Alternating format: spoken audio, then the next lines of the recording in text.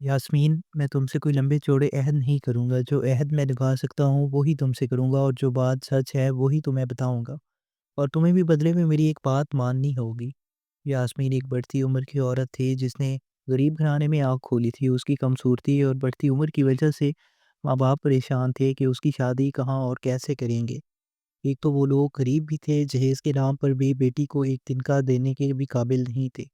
ऐसे में यास्मीन के लिए जब अरशद का रिश्ता आया तो उसके माँ-बाप ने गोया पहली ही फुर्सत में रिश्ते के लिए हाँ कर दी थी। अरशद कहने लगे कि मैं यास्मीन से कुछ ज़रूरी बातें करना चाहता हूँ। हमारे निकाह में अभी कुछ दिन बाकी हैं। अगर आपकी इजाज़त हो तो क्या अपनी होने वाली बीवी से मिल सकता हूँ? इन दोनों मियाँ बीवी ने कुछ पल सोचा था, फिर उन्होंने अरशद को यास्मीन से मिलने की इजाज़त दे दी। यास्मीन का दिल भी बिलियों उछल रहा था। अरशद एक खाते-पीते घराने का मर्द था जो रोज़गार के सिलसिले में सऊदीया में मुकीम था। यास्मीन सोच में भी नहीं सकती थी कि इस कदर अमीर घराने में कोई भी जा सकती है। वो तो अरशद की हर बात मानने पर तैयार हो गई थी। "आप जो कहेंगे मैं करूँगी, आपको मुझसे की भी कोई शिकायत नहीं होगी।" आवाज़ और लहजे को नरम बताते हुए बोली तो अरशद बेख्तियार मुस्कुरा दिया था। उसने यास्मीन से शादी के लिए इसलिए वो हालात सताती हुई भी थी। एक तो गरीब घराने की थी, दूसरा बढ़ती उम्र ने भी उसे बहुत ज़्यादा हसास बना दिया था। अरशद को लगा कि उसकी बच्ची के लिए यास्मीन से बढ़कर और कोई भी अच्छी माँ साबित नहीं हो सकती। यास्मीन इसके दूर-पा के रिश्तेदार में से थी और इसके घर के हालात को बहुत अच्छे से जानता था, इसलिए वो अपनी बीवी के मरने के बाद रिश्ते का सवाल लेकर उनकी दहलीज़ पर आया था, क्योंकि उसे अपनी बच्ची के लिए ऐसी ज़रूरत थी जो उसके लिए अपने दिल में दर्द महसूस कर सके, और ये गम कोई गमज़दा औरत ही महसूस कर सकती थी। "तुम्हें मेरी बेटी को अपनी बेटी समझना होगा, कभी उसके साथ बुरा सलूक मत करना।"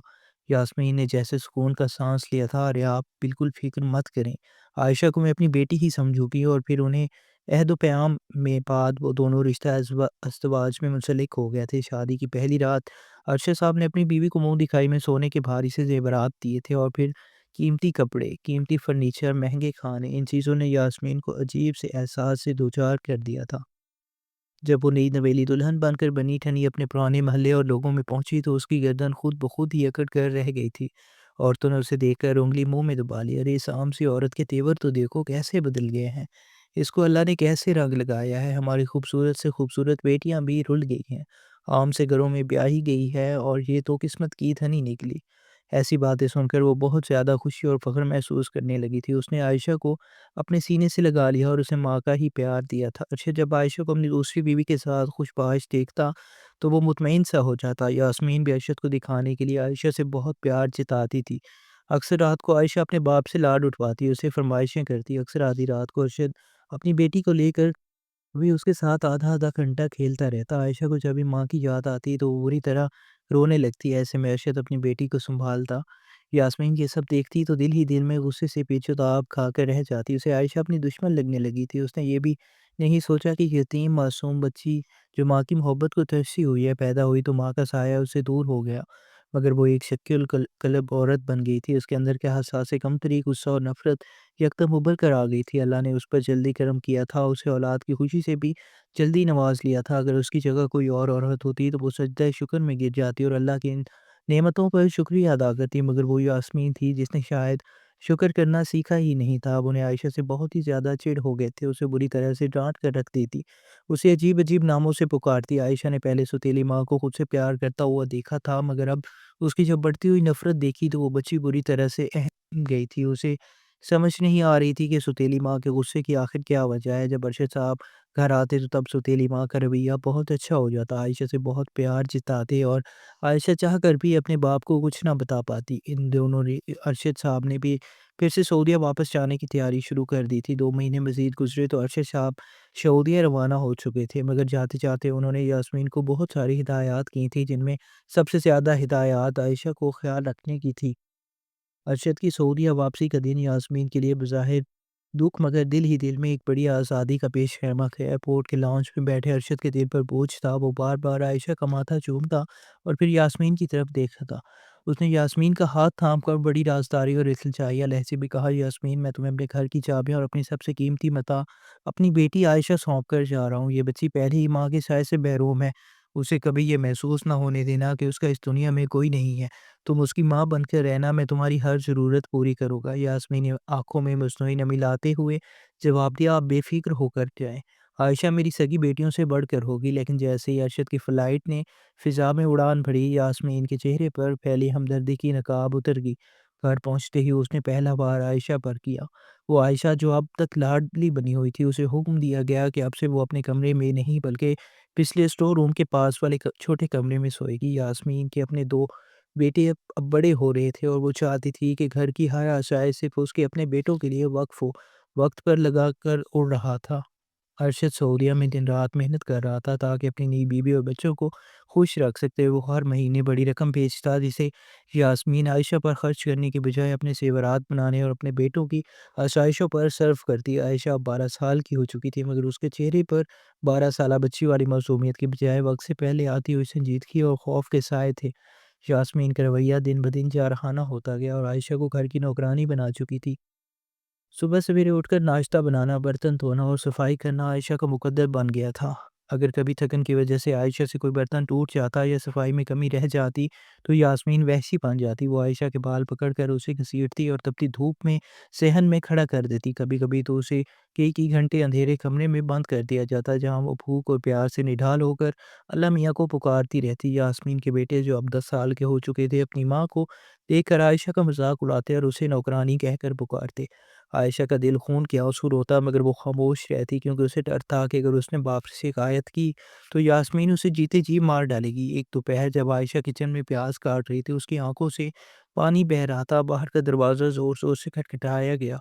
یاسمین نے دروازہ کھولا تو سامنے محلے کا ایک جاننے والا کھڑا تھا جس کے ہاتھ میں فون تھا اور چہرے پر ہوائیاں اڑ رہی تھی۔ اس نے لرزتی آواز میں بتایا کہ ارشد کا سعودیہ میں ایک ہولناک ٹریفک حادثہ ہو گیا اور وہ ہسپتال پہنچنے سے پہلے ہی دم توڑ گیا ہے۔ یاسمین کے ہاتھ سے پانی کا گلاس چھوٹ کر ٹوٹ گیا۔ اس کا پہلا خیال ارشد کے لیے نہیں بلکہ اس رقم کے لیے تھا جو ہر مہینے بینک میں آتی تھی۔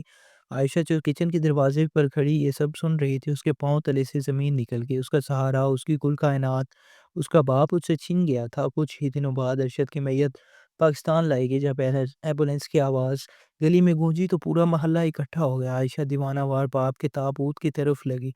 اس نے اپنے باپ کے بے جان چہرے کو تھام کر ایسی چیخ ماری کہ آسمان بھی لرز اٹھا ہوگا۔ بابا، آپ نے تو کہا تھا کہ آپ میرے لیے گڑیا لائیں گے، آپ تو خود خاموش ہو گئے۔ اب مجھے اس ظالم دنیا میں کون بچائے گا؟ یاسمین نے وہاں بھی اداکاری کی، مگر اس کی آنکھوں میں وہ تڑپ نہیں تھی جو ایک بیوہ کی ہونی چاہیے۔ اس نے عائشہ کو میت کے پاس سے ہٹانے کے لیے اسے زور سے دھکا دیا۔ پرے ہٹ منحوس، تیرے رونے سے میرے شوہر کی روح کو تکلیف ہو رہی ہے۔ ارشد کی موت کے بعد یاسمین کا خوف بالکل ختم ہو گیا۔ اب اسے روکنے والا کوئی نہ تھا۔ ایک ماہ بھی نہیں گزرا تھا کہ یاسمین نے جائیداد کے کاغذات پر قبضہ کرنے کی کوششیں شروع کر دی۔ اس کے ذہن میں صرف ایک ہی خبر سوار تھا کہ یہ عظیم الشان گھر اور ارشد کی چھوڑی ہوئی دولت صرف اس کے بیٹوں کی ہے۔ ایک طوفانی رات جب بارش تیز ہو رہی تھی، یاسمین نے عائشہ کا بازو پکڑا اور اسے گھسیٹتی ہوئی صدر دروازے تک لے آئی۔ نکل جاؤ میرے گھر سے، تمہارے باپ نے جو کچھ کمایا وہ میرے بیٹوں کا ہے، تمہارا یہاں کوئی حصہ نہیں۔ تم یہاں رہو گی تو میرے بیٹوں کی زندگی اجیرن کر دو گی۔ تم منحوس ہو، تم نے اپنی ماں کو کھایا پھر باپ کو کھایا، میں تمہیں اپنے بیٹوں کو نگلنے نہیں دوں گی۔ عائشہ روتی رہی، گڑگڑاتی رہی، امی خدا کے لیے مجھے اس رات باہر نہ نکالے، میں کہاں جاؤں گی؟ میں گھر کے کونے میں پڑی رہوں گی، میں کھانا بھی نہیں مانگوں گی، بس مجھے چھت دے دے۔ مگر یاسمین کا دل پتھر ہو چکا تھا۔ اس نے عائشہ کو گلی کے کیچڑ میں دھکا دیا اور دروازہ اندر سے بند کر کے زنجیر چڑھا دی۔ عائشہ اندھیری رات میں ننگے پاؤں بارش میں بھیگتی ہوئی چلنے لگی۔ اسے نہیں معلوم تھا کہ راستہ کہاں جاتا ہے۔ وہ شہر کی مصروف سڑکوں سے ہوتی ہوئی ایک دور دراز علاقے میں پہنچ گئی جہاں ایک پرانی مسجد کا مینار نظر آ رہا تھا۔ اس کی ہمت جواب دے گئی، سر چکرایا اور وہ مسجد کے سیڑھیوں کے پاس بے ہوش ہو کر گر پڑی۔ صبح صادق کے وقت جب مسجد کے امام صاحب، جو ایک نہایت بزرگ اور نورانی چہرے والے انسان تھے، فجر کی نماز کے لیے آئے تو انہوں نے ایک ننھی سی جان کو بے ہوش پایا۔ انہوں نے فوراً اپنی اہلیہ کو بلایا اور عائشہ کو اپنے گھر منتقل کیا۔ عائشہ کو تیز بخار تھا اور وہ بے ہوشی میں بھی بابا بابا پکار رہی تھی۔ اہلیہ نے جب عائشہ کے کپڑے بدلے تو دیکھا کہ اس کی مٹھی سختی سے بند ہے۔ انہوں نے بڑی مشکل سے اس کی انگلیاں کھولی تو اندر سے کاغذ کا ایک ٹکڑا نکلا۔ یہ ایک پرچی تھی جو آنسوں اور بارش کے پانی سے دھندلی ہو چکی تھی، مگر اس پر لکھے الفاظ امام صاحب کے دل کو چیر گئے۔ اس پر لکھا تھا، یا اللہ، آپ تو سب کچھ دیکھ رہے ہیں۔ میری سوتیلی ماں نے مجھے گھر سے نکال دیا، پہلے آپ نے میری ماں لے لی، پھر میرا پیارا باپ بھی لے لیا۔ میں نے تو کبھی کسی کا برا نہیں چاہا، پھر میرے ساتھ ایسا کیوں ہوا؟ اے اللہ، مجھے بھی میرے ماں باپ کے پاس بلا لیں۔ اس دنیا میں اب میرا کوئی نہیں ہے۔ امام صاحب نے جب یہ پڑھا تو اس کی داڑھی آنسوؤں سے تر ہو گئی۔ انہوں نے عزم کر لیا کہ وہ اس یتیم بچے کو انصاف دلا کر رہیں گے۔ انہوں نے عائشہ کے ہوش میں آنے کا انتظار کیا اور پھر اسے اس کے گھر کا پتہ اور تمام تفصیلات معلوم کی۔ اگلے دن امام صاحب علاقے کے چند بااثر افراد اور پولیس کے ایک افسر کو لے کر یاسمین کے گھر پہنچے۔ یاسمین نے جب دروازہ کھولا اور سامنے پولیس کو دیکھا تو اس کے ہاتھ پاؤں پھول گئے۔ ارشد صاحب کی بیٹی کہاں ہے جسے تم نے رات کے اندھیرے میں نکال دیا تھا؟ تمہیں ذرا شرم نہیں آئی کہ ایک یتیم بچی کے ساتھ اتنا ظلم کرتے ہوئے؟ امام صاحب نے گرج کر پوچھا۔ یاسمین اکلانے لگی۔ وہ تو اپنی مرضی سے بھاگ گئی ہے۔ امام صاحب نے وہ بچی دکھائی۔ جھوٹ مت بولو، اس بچی کی آہو پکار عرش تک پہنچ چکی ہے۔ پولیس نے گھر کی تلاشی لی اور ارشد صاحب کی وہ فائل برآمد کر لی جسے یاسمین چھپا کر بیٹھی تھی۔ جب فائل کھولی گئی اور ارشد کے وکیل کو بلایا گیا تو ایک بہت بڑا انکشاف ہوا۔ ارشد صاحب نے اپنی زندگی میں ہی یہ وصیت کر دی تھی کہ اس کے مرنے کے بعد اس کا گھر، دکانوں اور بینک بیلنس کی مکمل اور واحد وارث عائشہ ہوگی، جب یاسمین اور اس کے بیٹوں کو صرف اس وقت تک اس گھر میں رہنے کی اجازت ہوگی جب تک عائشہ چاہے، اور انہیں صرف ماہانہ گزارا الاؤنس دیا جائے گا۔ یاسمین کے سامنے اس کی پوری دنیا اندھیر ہو گئی۔ وہ جائیداد جس کے لیے اس نے انسانیت بیچی تھی اس کی ملکیت ہی نہ تھی۔ وہ جس عائشہ کو منحوس کہتی تھی اب وہی اس کی اور اس کے بیٹوں کی قسمت کی مالک تھی۔ یاسمین وہیں فرش پر بیٹھ کر زاروں قطار رونے لگی اور عائشہ کے قدموں کی طرف بڑھی۔ عائشہ مجھے معاف کر دو، مجھ پر شیطان سوار ہو گیا تھا۔ عائشہ جس کا دل اب بھی وہی معصوم تھا، اس نے اپنی سوتیلی ماں کو اٹھایا اور کہا، امی میں نے آپ کو اللہ کے لیے معاف کیا، مگر یاد رکھیے گا کہ یتیم کا مال کبھی ہضم نہیں ہوتا۔ اس دن کے بعد یاسمین کے تیور ہمیشہ کے لیے بدل کر عائشہ نے ثابت کر دیا جس کا کوئی نہیں ہوتا اس کا اللہ